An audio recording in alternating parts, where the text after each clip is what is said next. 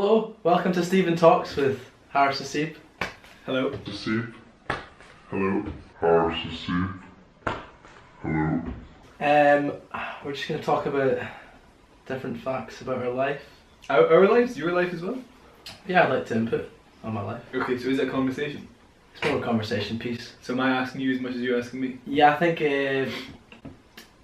we'll start some topics and then we'll just, what our viewers want to know is. Okay. Who is Haris Haseeb?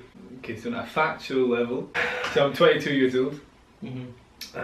medical student, in my 5th year, 5 out of 6. Born in Glasgow. Ethnically, I'm from Kashmir, Pakistani Kashmir, so the north of Pakistan. Where do I want to be in 10 years? Is that the other rundown basic fact? I'd like to be happy in 10 years' time. What sort of medicine do you want to go into after uni? Variable again, like probably will change. I love paediatrics, so like the study of like childhood medicine. That's probably my favourite so far. Just because the little babs are really cute and it's tough but interesting. Have you been on the wards with the babies? Yeah, and that was like my best time in the wards because you get to see like really little babies from the moment they're born and then like baby check them. Then you also get to see all the way up to kind of 16, so you kind of cover from 0 to 16.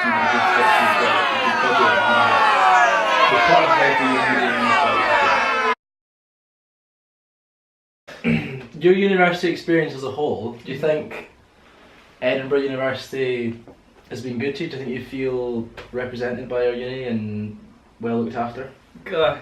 So probably for my first 3 years I didn't really have an opinion on it. I know that Edinburgh has like a fairly bad reputation for student satisfaction. I'm not feeling unhappy at uni at all. But whether you feel your opinion feels represented or not, my own personal one, yeah. My sort of cultural and ethnic opinion, maybe less so. Why do you think that is? Just because there's like relatively poor representation for black and ethnic minorities as a collective demographic, but South Asians, Pakistanis, pretty poorly represented, especially in medicine. Medicine, the stereotype associated with it's a brown person's discipline, like Asians do medicine. In Edinburgh, that's not the case at all. It's like well under 10% in our year. There's actually not that many brown people. I'm not really too worked up about it. I try to recognise that there are institutional flaws at an institutional level. They probably don't represent minorities as well as they do in other universities or like other places in the UK. Well, we talked about Edinburgh University, but USA, the student association, do you think that they are doing a good job and they're improving year on year? And you've been here 5 years now, so do you think it's... Things have gotten more expensive, haven't they? Which I never really do understand why, like, I don't feel like we have a very cheap student union. Well, do you think they need to put the prices up, or do you think... I don't really think they do, to be honest. Like, TV has become more expensive in my 5 years. I'm not bothered, I am bothered about prices going up. Shit, it's like, shit prices going up, well. but if the quality was still there, or was improving, then prices wouldn't be a massive issue. Do you feel like there's a material improvement in the quality of goods? What do you think? What are we looking at I'm here? thinking The nachos have stayed the same. The quality of the nachos? Yeah, they haven't improved. What about the quality of the burgers? They're pretty bad. They're still shit, yeah. But they were alright. Do you think they've gone worse? So it's a regress? I think they've gotten worse. I also I think, probably believe that. if you went to TV, what would you order for food? Well, because I can only eat halal meat. Mm. Which is probably one thing I'd say. I think as a student union they should give you, this is another part of talking about representation, they don't actually consider that opinion. I don't think, you don't really get halal options available at your student union. But I feel like you get, like Edinburgh has class food. As a city, like you can get good food for a relatively Yeah, it's actually price. quite good. So, we're talking about halal. Mm-hmm. We talked a little bit about... Good segue. We talked a little bit about your Pakistani origins. Yeah. You are Islamic, so... I'm Muslim. Muslim, sorry. I guess you could also say I'm Islamic. What did I do wrong? Well, I mean, like, that's like You don't say that. You are Judaismic. That's going to come off really ignorant.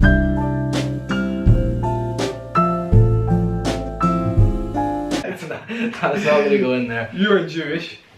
Yeah.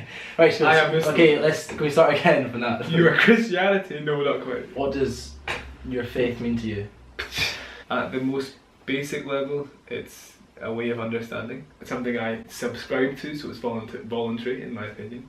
Mhm. And it's a framework of beliefs that help me make sense of myself, my sense of my relationships with others, my sense of purpose derives from it.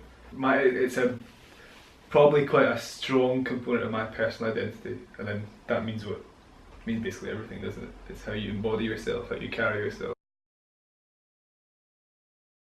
You're drinking water and I'm drinking beer. Yeah. Don't know if you noticed that. You find it hard going to clubs and not drinking, and everyone's pretty loose, and it's 3 a.m. and you're. Right. I'll ask you a question, right? Uh-huh. So to turn that, why do you drink? On a very basic level, so like not meta. Don't say about your loneliness or anything like that.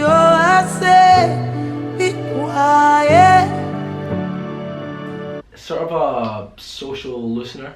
Social, yeah, okay. There's something like there's meaning attached to like just the material quality of having a bottle, drinking it, like kind of distills tension, yeah?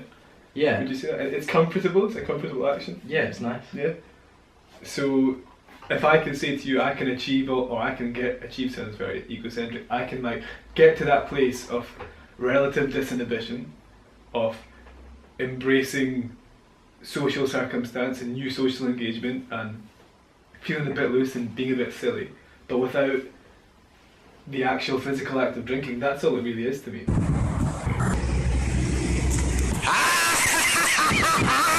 Actually, I probably a lot of anger originally because I felt like You were missing out.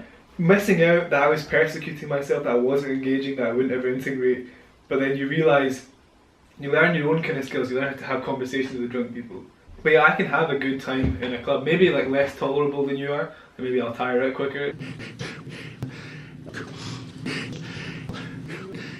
Or get pissed off at people, just for their like general lack of spatial awareness, more than you might, because I'm not like spatially disinhibited. I know exactly what's going on, I'm totally with it.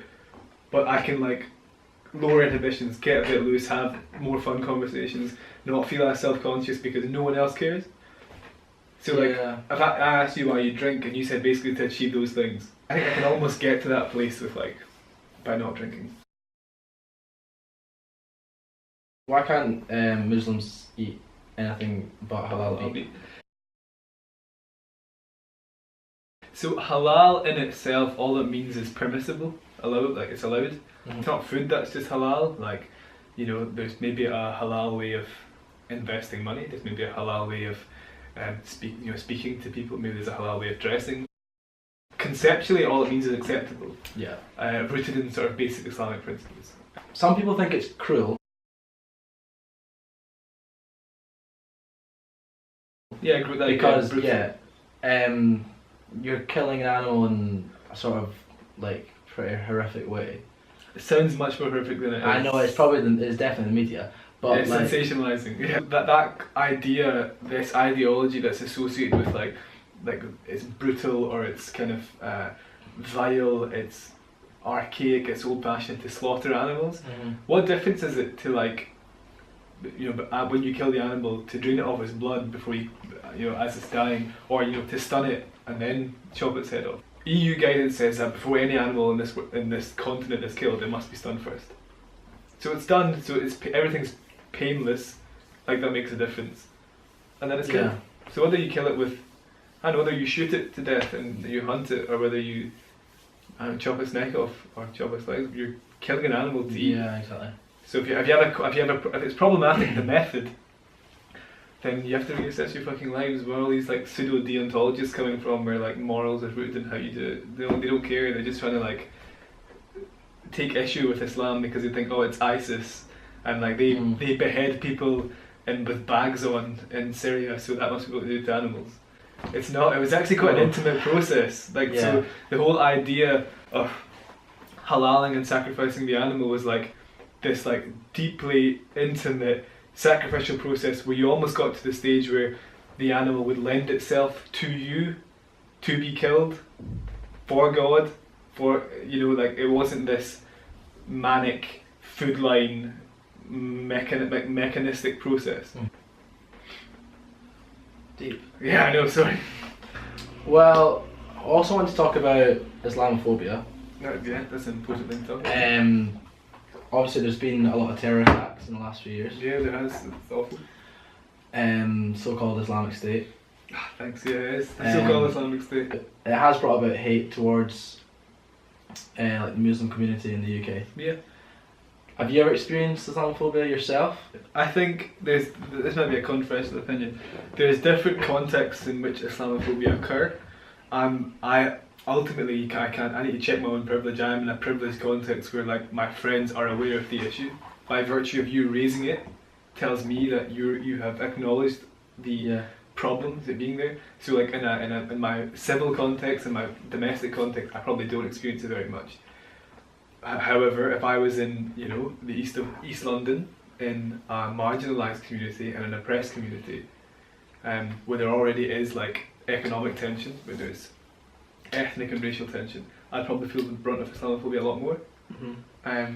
But I have experienced microaggressions before. So so I was in my 4th year, walking back from a day on the hospital ward, so like dressed as if, dressed like this kind of pseudo-professional, so looking vaguely important, was walking up. Looking smart. Smart, yeah.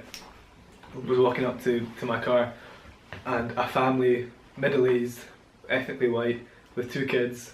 The male turns around to me, I'm on the other side of the road, and it just shouts like, "Oh, you Paki, what are you doing here? Get out of my country, something about jobs."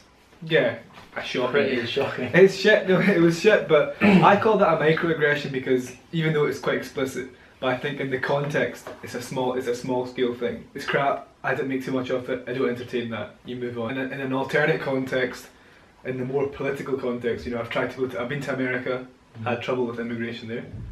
You get held, you get rigorously questioned because my name is Haris, my last name is Haseeb. I've been to Pakistan 8 years ago, I've got this heritage, this stigma attached to me, and I have no choice in that, that's just baggage that I carry. But it exists on a much bigger scale, and that's what I find problematic. The problem is so alive, it's so much more complicated than I think any of us can imagine. 45 people died over 50 people died in the Vegas shooting. Yeah. And Trump's reaction, he was so quick to act upon all the British incidents of domestic terror. Terrorist was never used as a label for this fundamentally white terrorist. But I think people say it's not terror, but I don't really understand how it isn't terror. It's an individual who has terrorised a mass of people. Yeah. But he's spared of that stigma, and he's called mentally unstable, or he's called a statistical anomaly. Okay, right,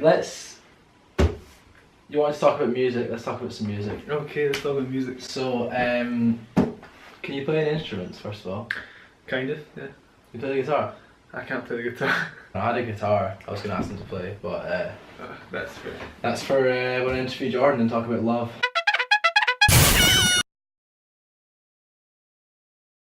My favourite genre of music is hip hop and rap. What rap smith do you like? What rap smith? Currently my favourite rap artist is Mos Def. Yeah, Mos Def's so good. Mos Def's so good. Mos Def's so good. Rap music is the peak of human creation, I think.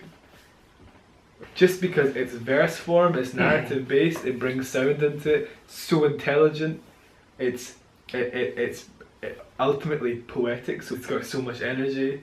It's genuinely because it's so narrative, it tells a story, and usually the story it tells is one that's undermined and not publicly embraced. Nas's Illmatic is 8 chapters of a 19-year-old's life in New York City and the implications of that. What do you want to see more of in the music industry though? Authenticity. So what Britpop in late 80s, 90s did was it captivated the masses. Yeah, no, but it took the masses by storm. But it told this story of people who were less educated, misfitted, marginalised, and it just was glorious, and you can marvel in it and go to sold out stadium tours and just people rocking guitars and dressing weird and just totally abandoning the a priori rules, established rules and form. That's what grime is doing. Grime's been around for 15 years, 20 years, but it's finally coming into the system. Last question on music for today. Oasis or Blur? I couldn't even tell you a Blur song, man. Oasis. Yeah, Oasis. The best band about today on the planet. It's a fact. So we'll talk about some sport. So you support The world's greatest team. Best team in the world. best team in the world, Yeah. Man United. Yeah. Blood and thunder, passion, sweat, tears. So What do you think City's run will last? No. No, No, because they're going to lose to United at the Etihad. doubtful. Okay, so let's talk some tennis. Oh, I love tennis. The big four: Nadal, Federer, Murray, Djokovic. We're The coming big two and then the auxiliary two. Djokovic is big. Yeah, okay, the big three. To an extent, Murray. Yeah, Murray. 3 slams. That's big. But at the end of an era, Yeah. do you think players like Dimitrov, Zverev, No, Kyrgios can replace them? Watch the death of tennis slowly occur. Tennis is dead. No, tennis isn't dead, but it's dead Tennis for is me. dead. It's dead for me.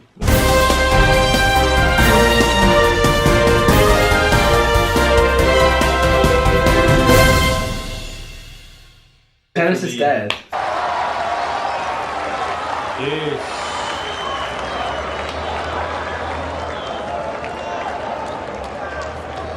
To finish off the sport, Ronaldo or Messi? If I remove myself from the Man United bias, I love Ronaldo so much. I think there's no greater sight, sometimes even in sport, than seeing him leap over the heads of football players and just spinning a header, right?